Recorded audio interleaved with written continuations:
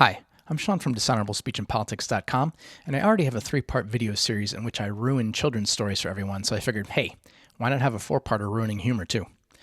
I'm joking, of course. I hope. But do you love off-color jokes and humor and feel people are just too darn sensitive these days?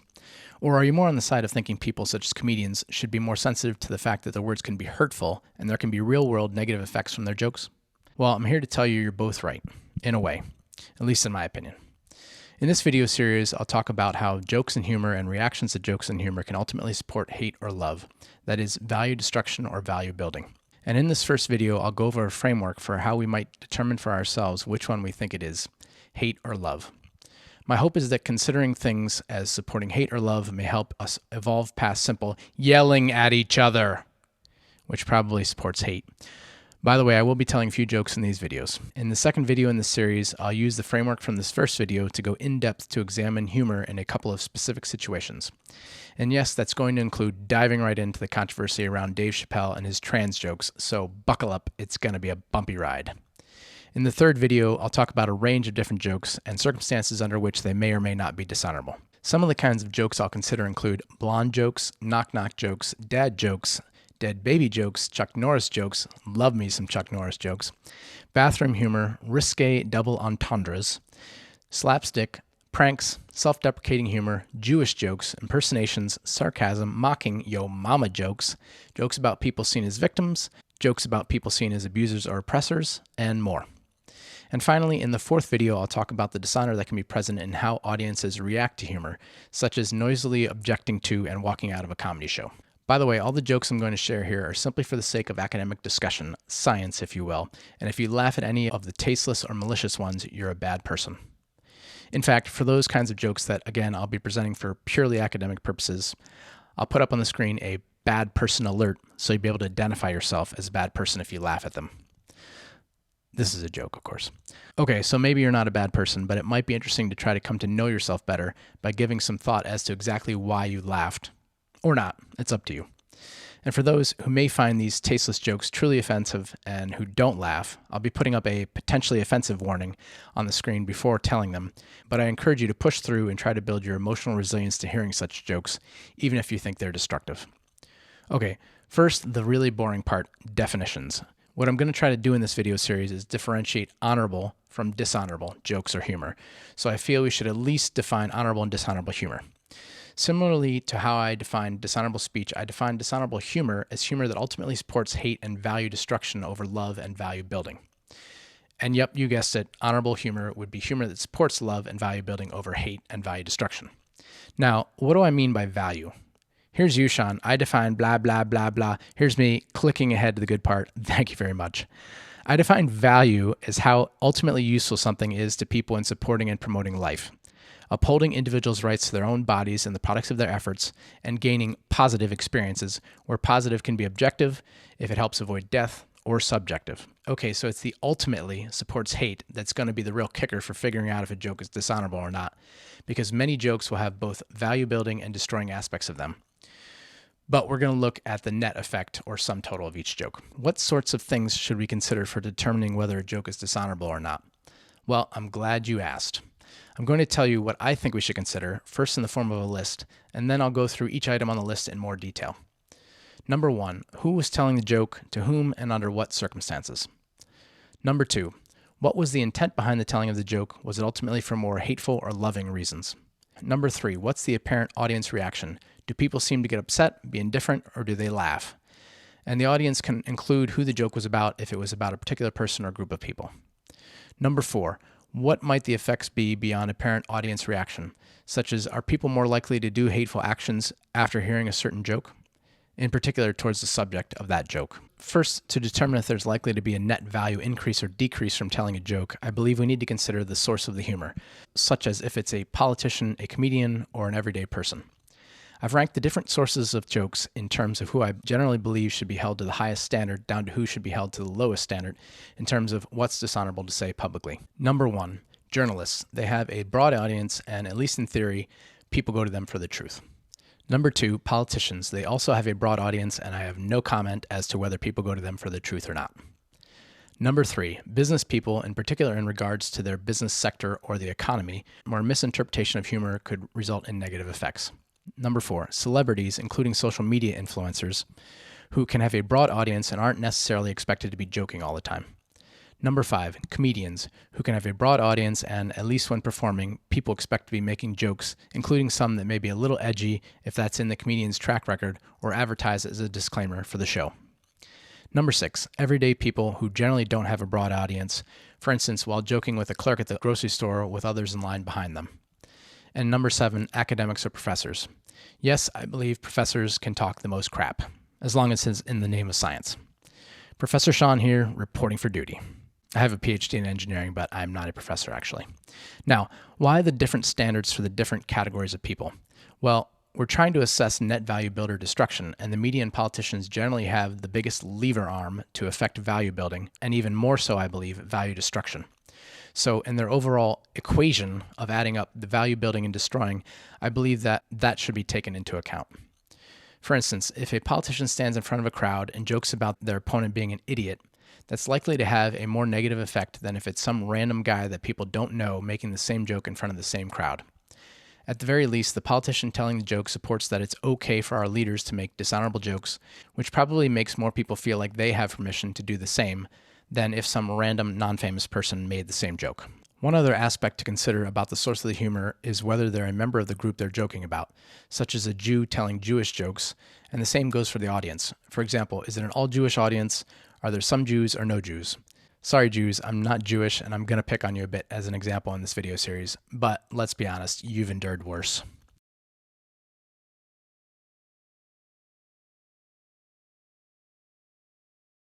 In an ideal world, it shouldn't matter if someone's a member of the group they're joking about, which would generally involve some form of stereotyping. Why?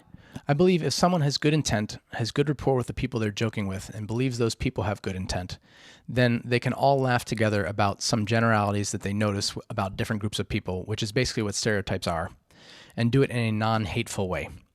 Because the element of surprise can be a large contributor to making something funny, I believe, such as, I never noticed that trend before, but now that I think about it, it does seem to be there to some extent. That's funny.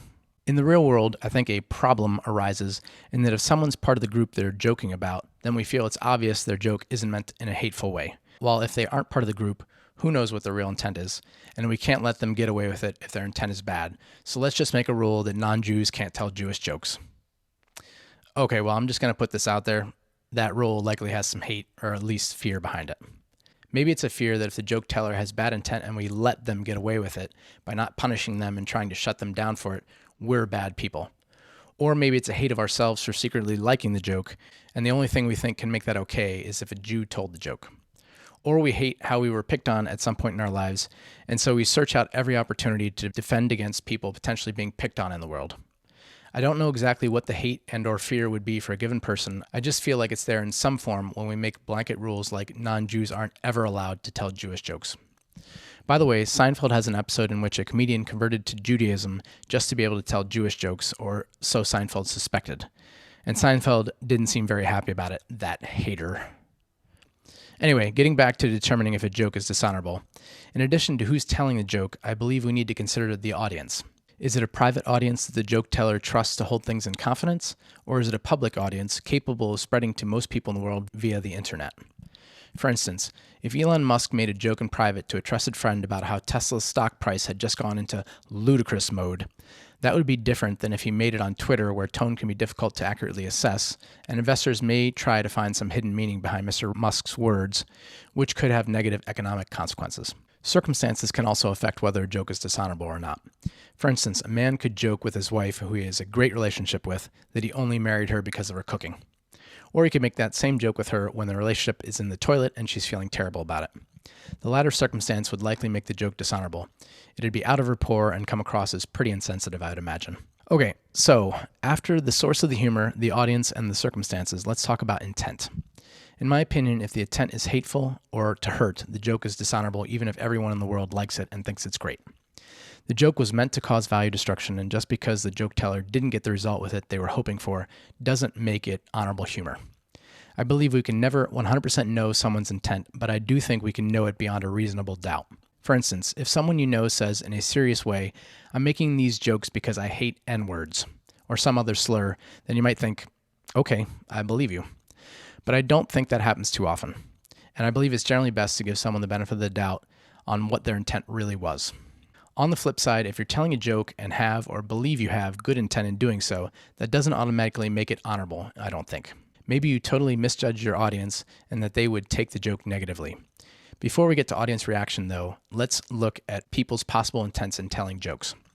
Why might people tell jokes? Generally in order from most value building to least value building intent. Number 1, to connect with others. Number 2, to help others see the humor in life even when bad things happen. Number 3, to help others laugh and have fun. Number 4, to have fun, to laugh themselves. Number 5, to diffuse situations, stay out of fights. I've definitely done that. Number 6, to try to understand what people find funny. Number 7, to test the waters around a serious subject they're afraid to talk about directly. Number 8, to seduce someone, get sex. Number 9, as a shield to being or feeling vulnerable. I've never done that. Number 10, to deal with anxiety. Number 11, to be liked. Number 12, to put others down to feel superior. Number 13 is a passive-aggressive way of saying something. I was just joking, haha. Number 14, to get people more comfortable with them and gain trust that they're not going to hurt someone. This can destroy value if there's bad intent behind it, such as in building a false trust, but it can also build value when there's good intent behind it. Number 15, to promote a hateful ideology. It's also interesting, I think, to consider why comedians might tell jokes. To help me build this list, I consulted an article from Psychology Today titled, "Why Do Comedians Become Comedians?" by Gil Greengross. See the link to it in the description for this video. Why might comedians tell jokes? Again, generally in order from most value building to least value building intent. Number 1, to try to bring attention to and right wrongs they see in the world. Number 2, because they love people and want to help them laugh and have a good experience. Number 3, to connect with their audience. Number 4, to overcome fears. Number 5, to make money. Number 6, to get sex. Number 7, to deal with anxiety. Number 8, to have success or feel successful because it's what they're good at. Number 9, to get love or prove they're good or worthy. Number 10, to get away with saying hateful stuff, such as with a claim of artistic license. And number 11, to promote a hateful ideology. So as you can see from these lists, there are a lot of different reasons people may use humor, and they may have multiple intents behind telling a joke, some of them value building and some value destroying. These possible reasons give you some things to think about when trying to determine someone's intent or intents. But again, it's difficult to know one's intent without some reasonable level of uncertainty, and I believe it's generally best to give someone the benefit of the doubt. What about apparent audience reaction? Is the reaction of the person or persons you're telling the joke to, or even someone who hears about it later, the ultimate determiner of if a joke was honorable in that scenario? In my opinion, it's a factor, but no, it's not the ultimate determiner. For one thing, people may laugh to be polite or fit in or not make a scene, but be secretly upset. And if someone gets upset by a joke you tell, does that automatically mean it was dishonorable? I don't think so for this either. Have you ever known a child to get upset that they had to go to bed at a certain time or couldn't have candy right before dinner? I'd say the vast majority of us still have this little screaming, irrational child within us that pops up now and again in some aspect of our lives. So if we get upset, it may not be for the most honorable or value-building of reasons. An example case when negative audience reaction can indicate that a joke is dishonorable may be if someone gets an initial bad reaction from someone they're teasing, and they keep teasing that person until they cry. In terms of effects beyond audience reaction, there's an interesting article by Steve Gimbel titled "The Ethics of Humor. Can't You Take a Joke?" from the International Journal of Ethical Leadership. I put a link to the article in the video description below. In it, he mentions how jokes can help ridicule something, which can help find truth and make things better. This may be a value-building aspect of humor, which leads into my list of possible value building from humor. Number 1, it can help people bond or connect with others. Number 2, it can help bring about positive emotions and experiences, improve mental health, less stress. Most people enjoy laughing, except maybe when you get to that point when you've laughed so much that your stomach muscles hurt, and then you're like, no more, please, I can't breathe, stop. Number 3, it can help expand the number of angles you see things from. Number 4, it can help avoid violence. Number 5, it can help as a persuasive tactic, such as in sales. Number 6, it can help build trust. Number 7, it can help bring attention to injustices in a non-confrontational way. Number 8, comedy supports entire industries and livelihoods. Number 9, it can help people build a thicker skin, become less sensitive. And number 10, it can help hold people's attention to get a serious message across. By the way, to help me build this list of possible value building in jokes and humor, I consulted an article from humorthatworks.com titled 30 Benefits of Humor at Work. See the video description for a link to it. Some possible value destruction from jokes and humor include: number 1, it can be used to spread hate. Number 2, it can lead to negative bonding between people who then help amplify each other's hate and violence. Number 3, it can promote blame or victimhood. Number 4, it can promote violence, including self-inflicted violence. Number 5, it can promote objectification or dehumanization of people. Number 6, it can help build unwarranted trust when a destructive hidden agenda is present. Number 7, it can destroy trust if humor is seen as attacking or passive-aggressive. Number 8, it can lower the joke teller's self-esteem, knowing they're going for cheap laughs. Number 9, it can distract from serious issues. Number 10, it can contribute to people feeling somehow less than. And number 11, it can contribute to dividing people based on differences in what they find funny. Now, in my opinion, humor as a whole throughout time has contributed way more value building to the world than value destruction, like way more. Without humor, I'm not sure that humanity would have ever gotten out of the caves. I'm serious. How would we ever have been able to put up with each other if not for humor? Just with love? Come on, be serious. But let's talk about how you may tell a joke with good intent, your audience may have a good reaction and laugh, but the joke still may ultimately be dishonorable if it propagates hate through your audience, even though that wasn't your intent. An example may be, let's say I'm doing a comedy open mic in some town I've never been to before, and I don't realize that half the audience members are in the KKK. I tell some jokes about differences between cultures that I think are funny. They're meant to help us laugh at ourselves while recognizing that we're all human, and people laugh. But the KKK members take the jokes as further evidence that they are right to hate some people who are different from them. I didn't intend for it to go that way, but I also didn't do my homework and take the necessary precautions to make sure it didn't. So I've inadvertently helped spread hate. That wouldn't make me a bad person, just someone who made a mistake. Now, I'd like to bring up one thing that I think can have a large effect on the value building or value destroying equation for humor, and that's people's self-esteem. If you tease someone with low self-esteem versus someone with high self-esteem, you can get a completely different reaction from them. Teasing can also have significantly different effects beyond the immediate reaction, such as the low self-esteem person starting to question if they really are the thing they feel ridiculed for, which could lead to a further lowering of their self-esteem. I believe low self-esteem always comes from a lack of taking responsibility in some form.